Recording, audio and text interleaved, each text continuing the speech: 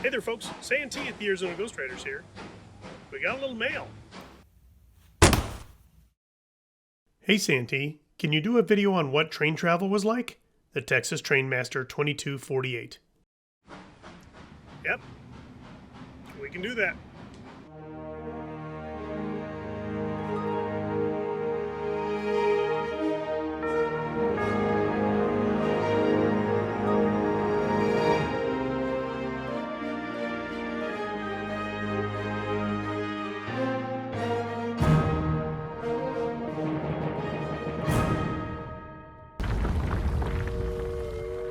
One of the major advancements that truly impacted settling the West was the railroad.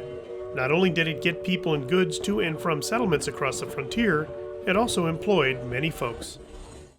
It was a more comfortable way to get across the country compared to stagecoaches or wagons, and that luxury cost a pretty penny. I'm not going to go into all the different fares out there, but here's an idea. In 1870, a first-class ticket on the transcontinental line from New York to San Francisco was $136.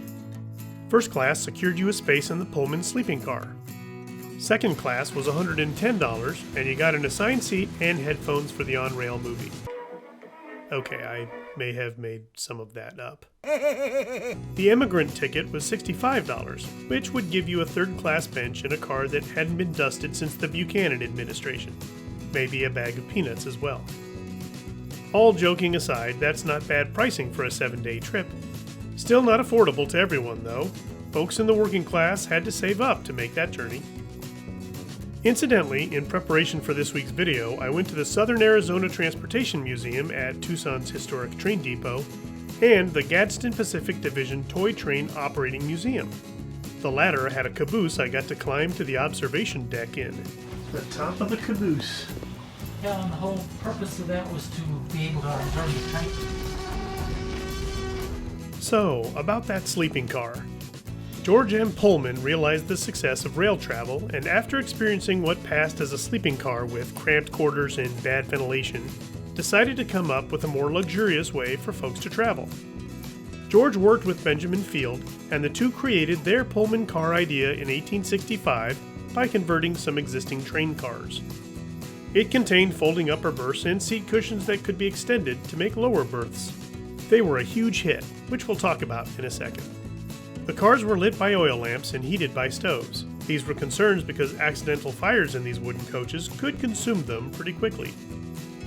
The Car Builder's Dictionary from 1884 shows us that there were bathrooms on the trains that traveled long distances. They essentially had what was known as a drop chute that took your waist onto the rails beneath. The privacy looks a little sketchy in the immigrant class, so if that's your ticket, then you may not want to have a Taco Bell Supreme Burrito before boarding the train. Oh, speaking of food, early on you either brought your own on board with you or ate at the frequent water stops along the way. Many of these would offer you 35 to 40 minutes to disembark and grab a well-cooked meal before the whistle blew to announce reboarding. In 1876, entrepreneur Fred Harvey built a number of restaurants near these train stations to feed the masses. He hired attractive, intelligent females to serve the patrons, who later became known as Harvey Girls. 5 years later, Hooters opened up next door and put them out of business. Once again, that is not true. Sorry. Choo-choo. Since I was a kid, folks called me Choo-choo. Because you like trains. Charles Nordhoff wrote a detailed description of train travel from New York to San Francisco for the May 1872 edition of Harper's New Monthly magazine. He mentions experiencing dining cars and drawing rooms that had sofas and chairs. These were for the high rollers, and they didn't really become popular until after the turn of the century. You can see the fare was quite exquisite. Phew, railroads are a lot to cover, and I've only touched on some of it. Heck, I haven't even covered hobos yet. Oh, well, I'll go out to meet her when she comes. Hey, excuse me, you guys know if that's the Chattanooga Choo Choo? It says track 29, which that is, so assume it is. Whoa! Y'all expecting some trouble? Hello? Ooh, tough depot. Well, folks, that's it for another episode. Thanks for watching. And as always, Please like, share, and subscribe. And we'll see you on down the trail.